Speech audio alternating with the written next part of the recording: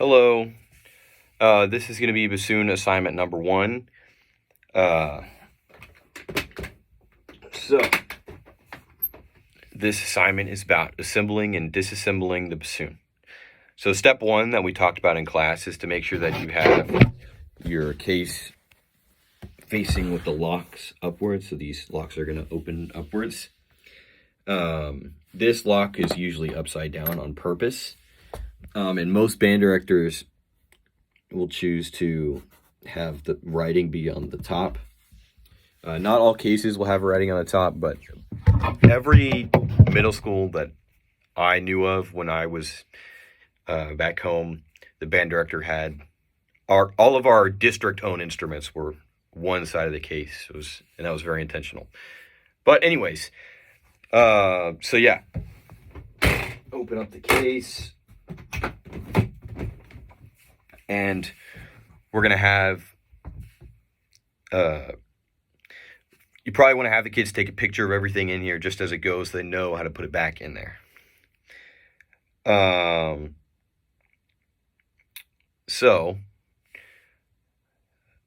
Okay, yeah. The first thing you want to grab is probably grab your reed out of the reed case and put it in a little water cup like this. A shot glass is probably not a good thing for a middle schooler, but actually, out of everything I've tried, this has been my favorite thing to use. So, yeah. And then we've got the seat strap. This is gonna go at the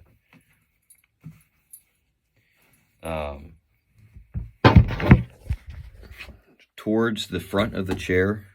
I don't know if you can see that. Sorry. Yeah, towards the front part of the chair.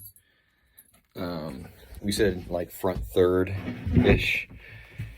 Yeah, and then they sit on it. The first part of the bassoon that you're actually going to grab is this. This is the foot joint.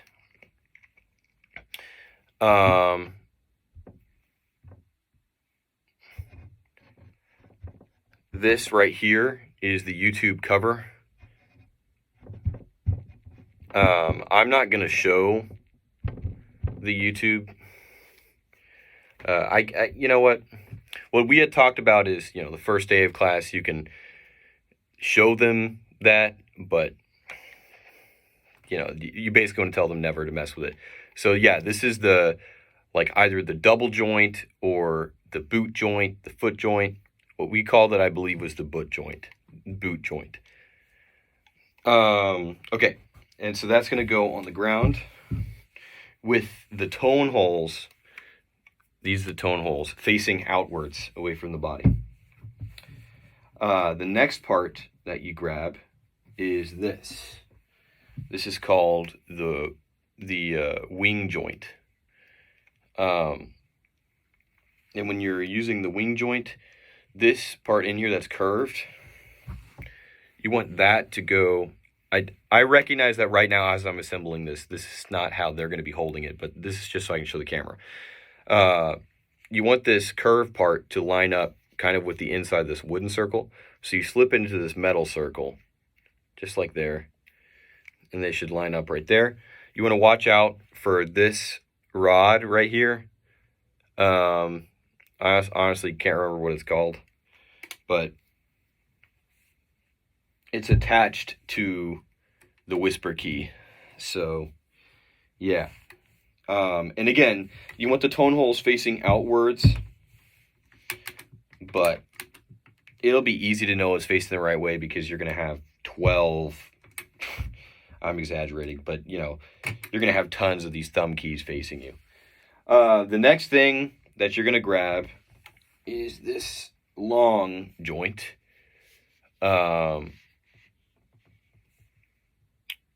Right here. And when you put this in, it goes, the smaller end is going to be what goes into the bassoon. And again, all of these keys are going to be facing you. But another way to think about it is that your pinky keys are going to be on the other side. My bassoon actually has a body lock, little stabilizer thing, so that helps line it up where it goes. So yeah, I can't flip the camera while I'm doing this, but yeah, I'm just gonna line this up and put the body lock into the bassoon.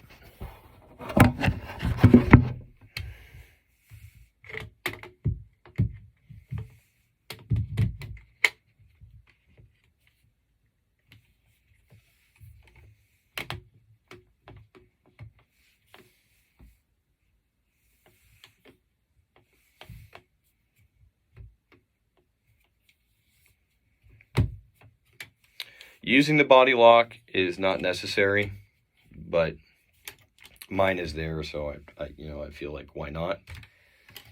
The next thing we do is, this is the bell joint. So you're going to put that up here.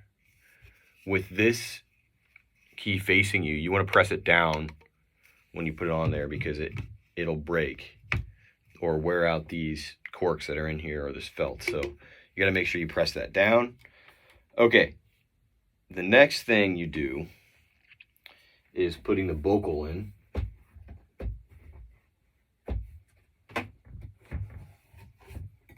And when you hold the bocal, you want to hold the bocal from this part right here.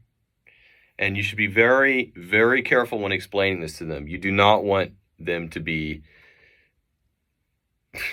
You don't want them to be holding it down here. If they break this or put the wrong swab through it or whatever, they're going to break the whole thing, and it's really expensive. So yeah, don't do that.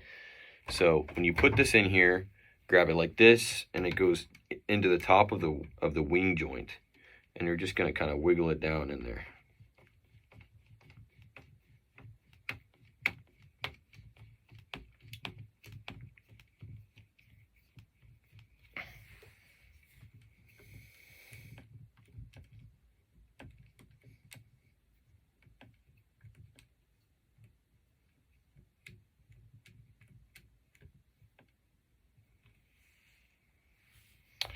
Okay. And then you can press this pancake key down here, or the whisper key. Yeah, the whisper key will show you if it's lined up correctly. There we go. All right. Sorry, you couldn't see what I was doing. What I was doing is I was getting this thing right up here. That's the whisper key. I was pressing the key down here, which moves the whisper key, just so I could make sure that the bocal was lined up with it accordingly. Okay. Next, what you're going to do is you're going to grab your reed.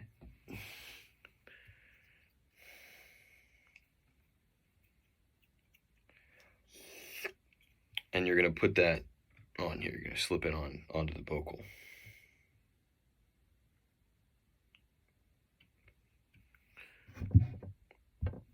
Okay.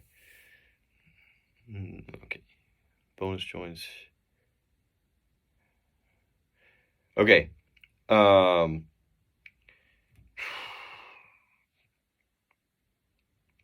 think I mentioned most of the structural weaknesses with the bassoon, things you want to watch out for when you're assembling it.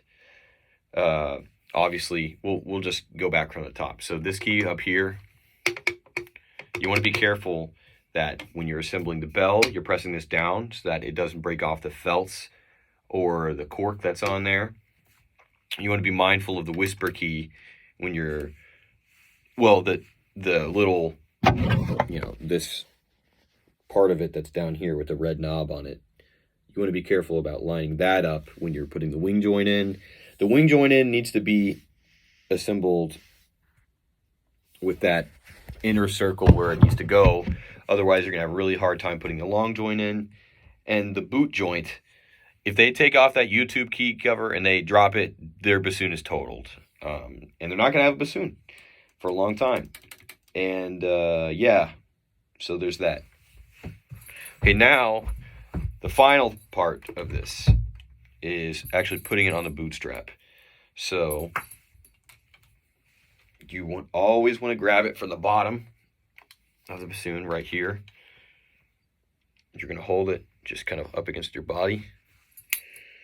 And then I can't really show this on camera very well, but what I'm doing is I'm slipping my bassoon into... Okay, now I can. The bottom of the bassoon goes into this boot. Okay? And you want it to be mostly vertical so that there's not as much weight on your... You should be able to support it entirely with your left hand, which is placed on the 3 tone holes and then somewhere over here. Okay? Okay.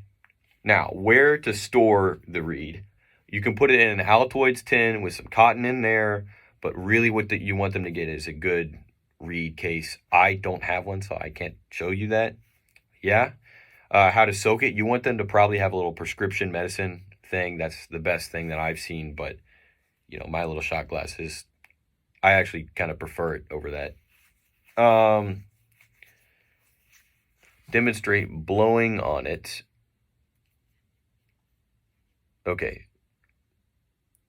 Demonstrate by blowing on the reed and elaborate the benefits of using the corners of your lips versus horizontal pressure. Okay. So, talking about the reed. So,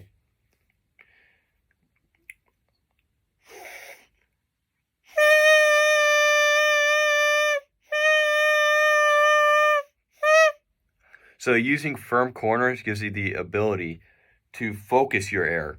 And having focused air is really important for the double reed instruments. However, if you smile and put too much pressure on the reed, then it's going to choke the reed and you're going to get something like this.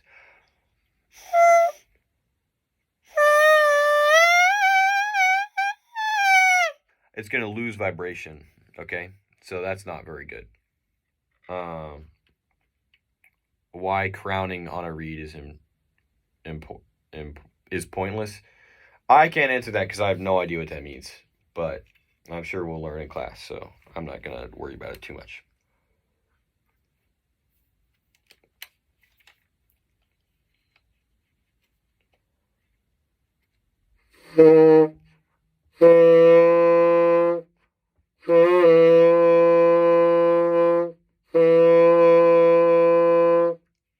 All right, that was F concert. I don't know if this assignment wants me to do that, but I did just in case.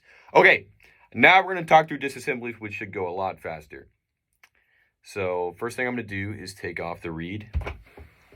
Probably put it back in my little soaker just for now. I'm going to grab the bocal like this and wiggle it out.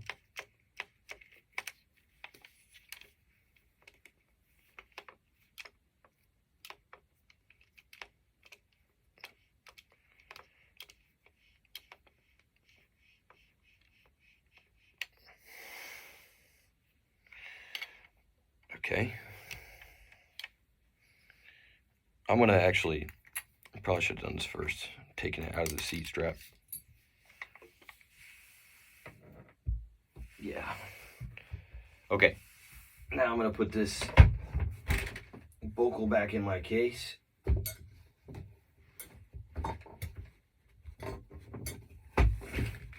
Makes me nervous to hold this instrument. Okay. So now that I've got that, and the rest is going to continue to be reverse order of how we assembled it. So take off the bell. Put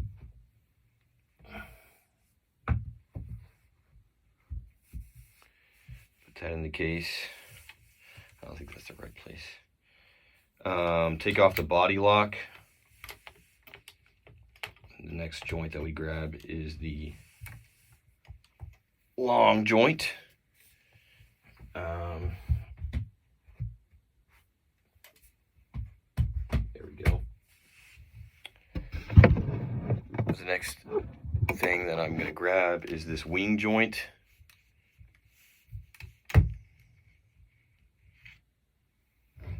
like this. Put that in the case. And then we're left with just the boot joint.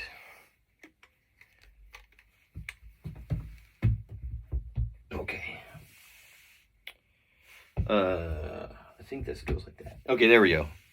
So now everything is put back in there the way that it goes. Yeah. Perfect.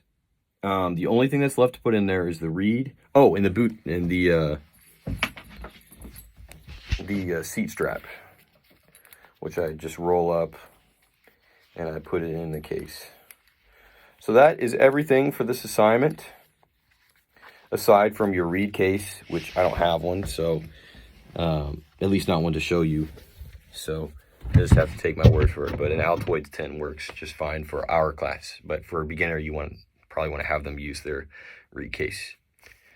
All right, I think that concludes this assignment. So thank you very much.